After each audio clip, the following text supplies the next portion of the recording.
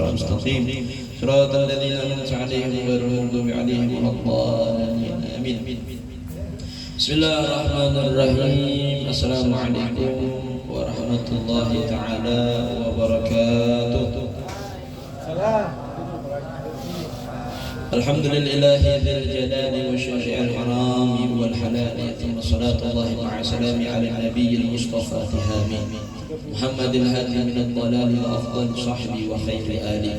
Allahumma shalli wa sallim ala sayyidina Muhammadin wa ala alihi wa sahbihi wa barik wa sallim ajma'in. Subhanaka la ilma lana illa ma 'allamtana innaka antal alimul hakim. Rabbi shrah li sadri wa yassir li amri wahlul 'uqdatam min lisani yafqahu qawli. Amin ya rabbal alamin. Amma ba'd. Alhamdulillah rabbil alamin. Segala puji bagi Allah Subhanahu wa taala atas limpahan rahmat, karunia, hidayah yang telah Allah berikan kepada kita sehingga di malam hari yang mulia ini, di tempat yang mulia ini, Allah masih meringankan daripada langkah kaki kita untuk melaksanakan daripada aktivitas ibadah kepada Allah Subhanahu wa taala, yaitu menuntut ilmu agamanya Allah serta berselawat kepada Nabi besar Muhammad sallallahu alaihi wa alihi wasallam. Selawat serta salam tak lupa juga kita haturkan kepada suri tauladan kita, junjungan kita, pemimpin daripada umat segalanya, wal habibi alladzi turja syafa'atuhu, dia kekasih Allah, dia manusia yang paling mulia, tamma ma'nahu wa suratuhu, sempurna jasadnya, sempurna peringainya, sempurna daripada tingkah lakunya, yang nanti kelak hanya kepada dia kita meminta pertolongan, meminta daripada syafaat, yaitu baginda Nabi besar Muhammad sallallahu alaihi wa alihi wasallam. Salawat dan salam itu pun tak lupa kita haturkan kepada keluarga beliau, sahabat beliau, pengikut beliau hingga akhir zaman. Hadirin hadirat, mudah-mudahan kita semuanya dimuliakan oleh Allah Subhanahu wa taala. Yang ulun hormati, yang ulun ta'zimi, alim ulama, para sepuh, orang tua kita, bapak-bapak, ibu-ibu yang hadir, bil khusus sahibul majlis, sahibul hajah, Bapak Haji Yus, mudah-mudahan Allah Subhanahu wa taala panjangkan umur beliau, sehat badan beliau, terus menjalankan daripada tugas menjadi umat baginda Nabi Muhammad, mensyiarkan daripada agama ini, dan mudah-mudahan rumah beliau ini menjadi rumah yang berkah, keluarga beliau menjadi keluarga yang sakinah, mawaddah warahmah, dan juga mudah-mudahan anak cucu beliau anak cucu yang saleh dan salehah, serta mudah-mudahan dan adanya majelis ini, kampung kita ini diamankan oleh Allah Subhanahu wa taala. Amin ya rabbal alamin. Dan saya hormati juga para hadirin hadirat, wal khusus ada Haji Ridwan, ada saudara beliau haji-haji yang lainnya, guru kita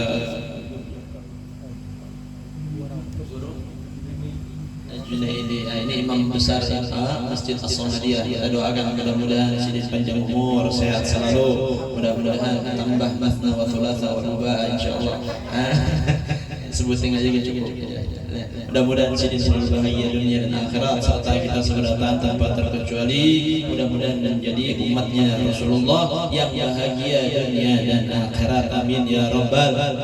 Hadirin dirahmati oleh Allah Subhanahu wa taala. Ini diberi kopi, tidak bisa goreng-goreng ini malam ini. Hadirin dirahmati Allah Subhanahu wa taala, bulan Maulid, bulan Rabiul Awwal ini kita kenal dengan bulan kelahiran baginda Nabi besar Muhammad sallallahu alaihi wasallam.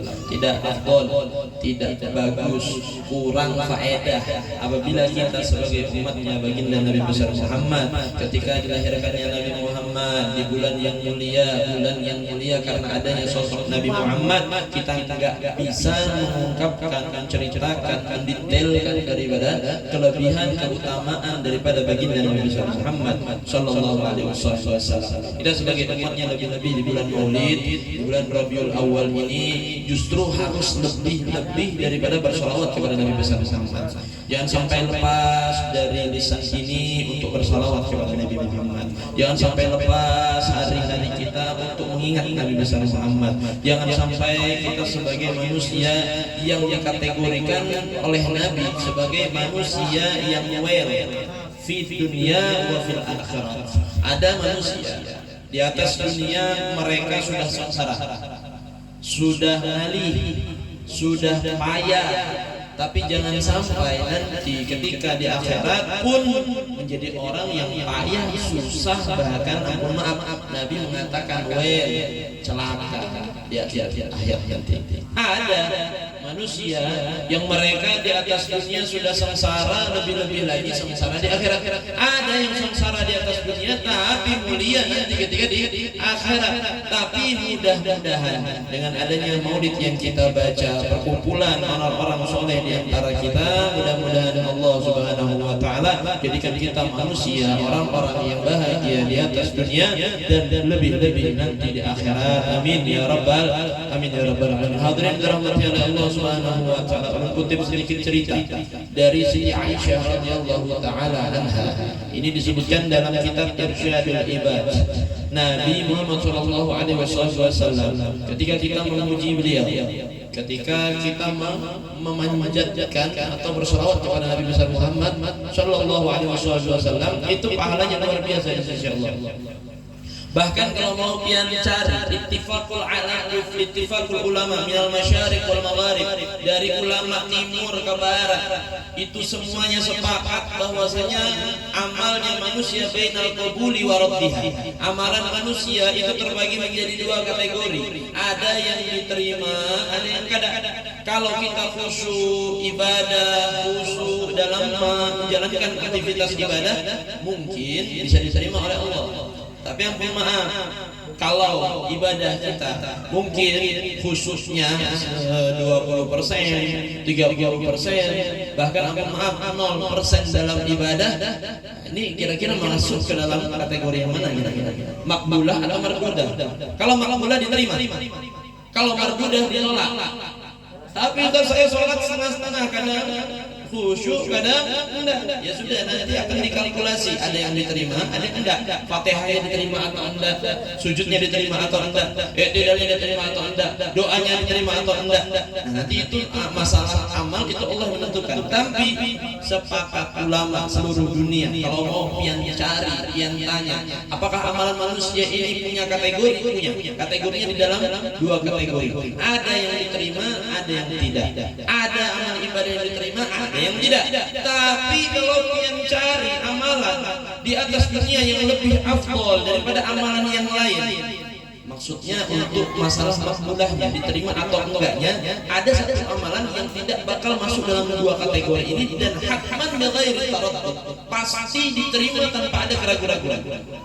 Sehingga ulama mengatakan afdhalus shalah afdhalul amal fi akhir zaman, paling afdolnya amalan ibadah manusia di atas dunia di akhir zaman, yang mana manusia banyak lalai, manusia banyak lupa, sehingga khusyuk itu dalam ibadah diangkat oleh Allah.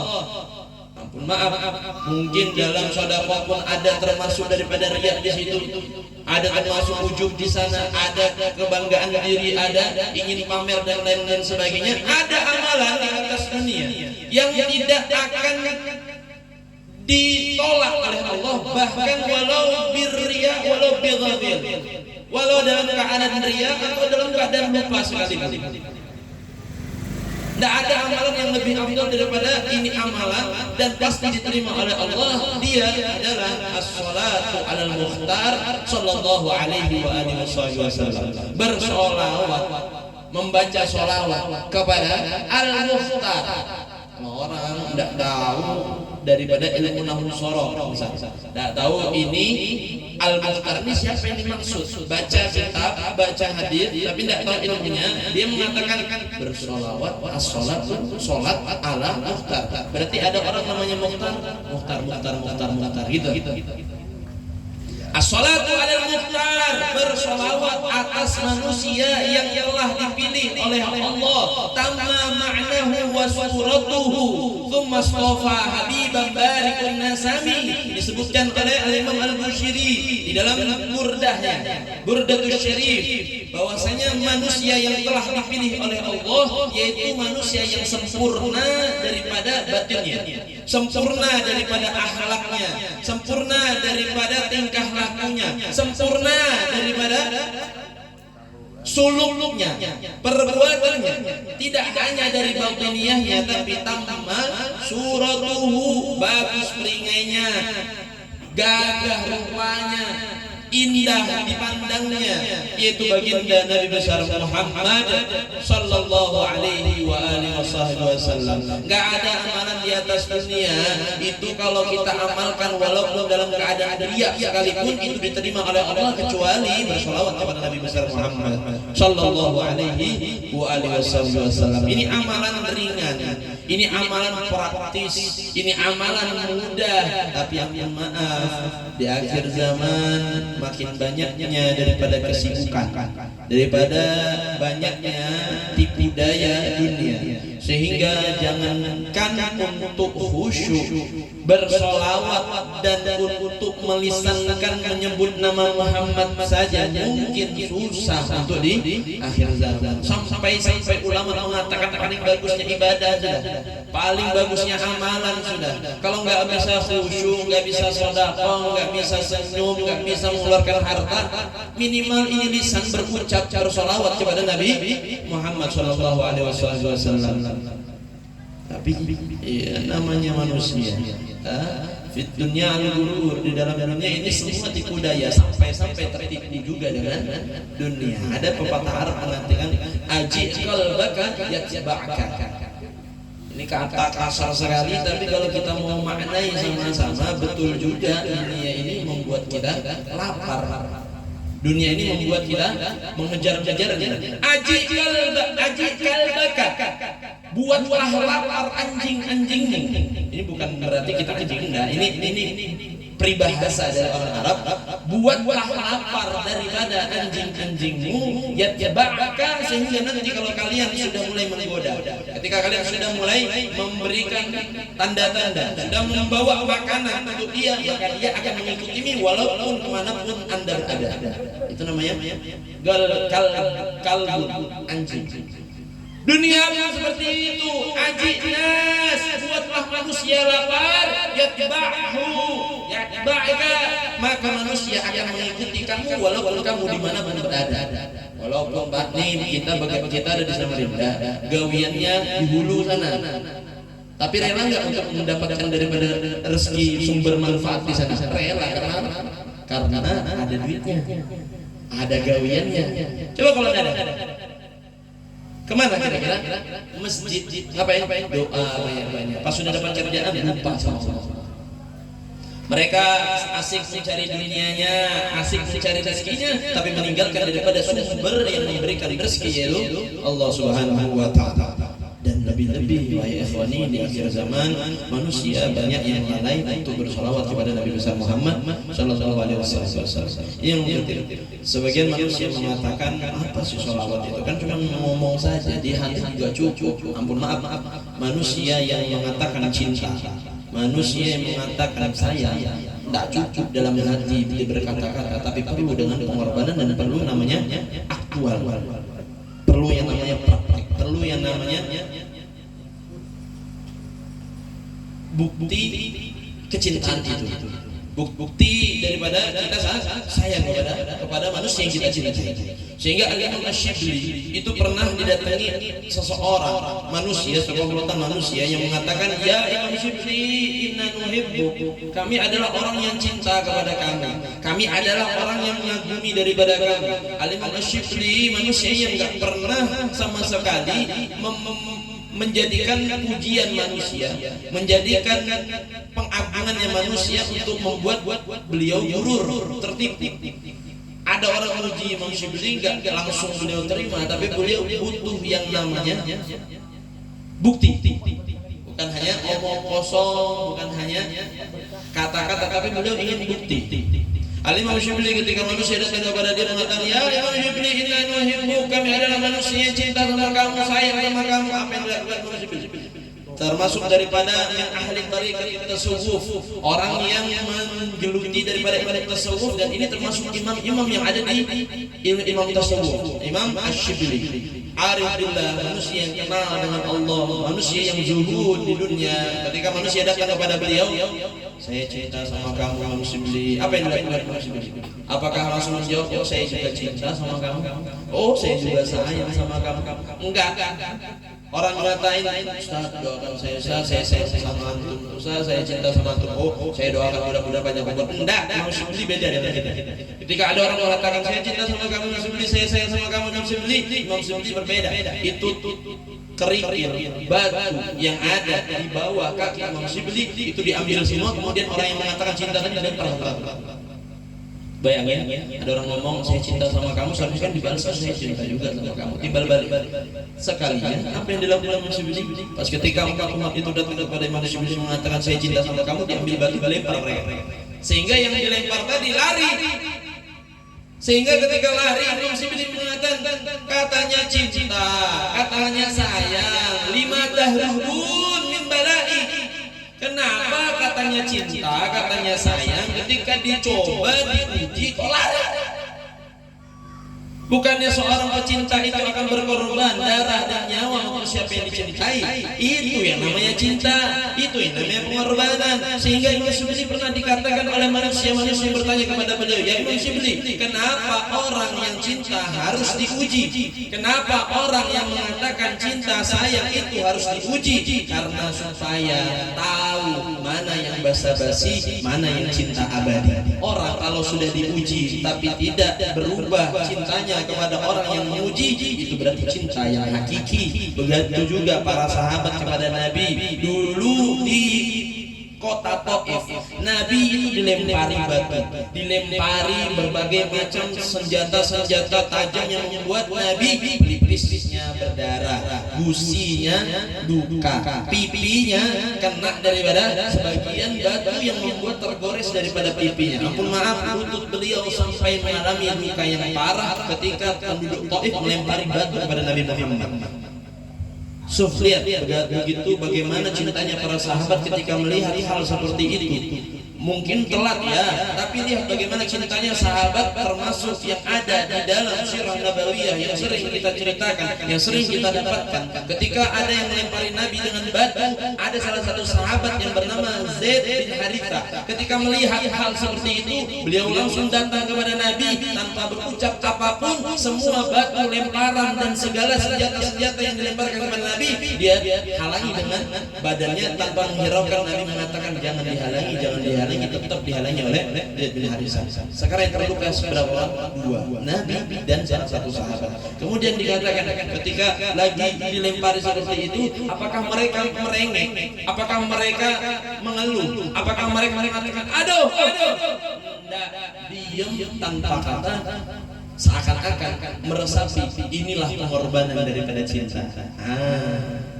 Maka dari itu orang kalau cinta tidak cukup hanya di hati, tapi lihat bagaimana pengorbanannya kepada Nabi. Bentuk pengorbanan kita kepada Nabi. Kita di akhir zaman enggak disuruh Nabi untuk perang. Kita di akhir zaman enggak disuruh oleh Nabi untuk melawan kafir. Pengorbanan kita di akhir zaman apa? Mengingat Nabi besar Muhammad dalam bacaan maulid kita, dalam pujian-pujian kita kepada Nabi besar Muhammad sallallahu alaihi wasallam. Ini pengorbanan kita. Ada sebagian manusia yang mengatakan maulid bid'ah. Maulid nggak ada gunanya. Maulid apa? Nabi nggak ada yang mempraktekkan, Nabi nggak nyuruh. So ini orang otaknya kurang panjang. Kenapa? Ketika anjingnya mungkin melahirkan, dia bahagia sampai dikasih nyanyi mungkin anjingnya. Kalau ada kucing baru melahirkan, dikasih nama satu-satu sama dia. Ampun maaf, ketika dia sudah bisa beli motor, selamatan di rumahnya. Beli rumah, selamatan di rumahnya. Tapi ini ada, kita punya Nabi yang akan memberikan syafaat nanti di yaumul qiyamah, enggak pernah sama sekali kita memuji. Ini katanya bid'ah ini. Yang dikatakan kullu bid'atin dhalalah wa kullu dhalalatin finnar. Antum ente yang melarang. Ini enggak panjang akalnya. Hadirin dirahmati Allah Subhanahu wa taala, di akhir zaman itu banyak orang cerdas, pintar tapi enggak bisa melakukan kepintaran kecerdasannya di suatu tempat yang seharusnya dilakukan. Di akhir zaman ini bersolawat kepada Nabi besar Muhammad itu adalah paling afdolnya amalan. Kalau kita lupa lalai, ini penyelamat kita ini. Solawat ini adalah penyelamat kita. Bahkan kalau solawat tidak kuat dalam sholat itu tidak sah. Percaya atau tidak percaya? Ketika tasyahud awal kalau pian tidak membaca Allahumma shalli ala Muhammad wa ala sayyidina Muhammad, enggak bakal diterima salat pian karena tidak bisa salat kepada Nabi Muhammad. Wah, begitu pentingnya sholawat kepada Nabi besar Muhammad.